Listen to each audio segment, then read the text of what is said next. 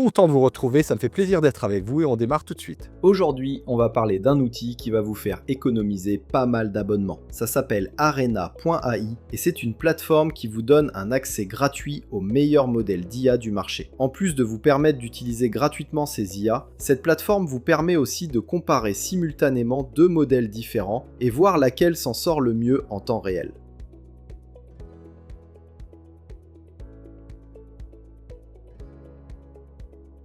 Alors pourquoi utiliser Arena? Déjà, il y a l'accès gratuit à des modèles ultra avancés. Vous pouvez comparer les réponses en simultané et le plus cool, c'est le test anonyme. Vous ne savez pas quelle IA vous répond, ce qui permet de juger vraiment la qualité de la réponse sans être influencé par le nom de la marque. Vous y trouverez aussi un classement public dans l'onglet Leaderboard pour savoir qui domine le game en ce moment. Le mieux dans tout ça, c'est qu'avec Arena.ai, vous pouvez générer du texte, du code, mais aussi des images. En gros, ça vous aide à découvrir quelle IA est vraiment la meilleure, pas juste celle qui a le meilleur marketing. Voyons par exemple ce que ça donne avec le code. On va tester ça avec Grok. Donc, on ouvre un nouveau chat, on clique sur code, on choisit Grok 4.3 et on va lui demander de recréer le jeu Tetris en HTML. Et voilà le jeu. Les commandes sont précisées ici en bas et les commandes sont fluides.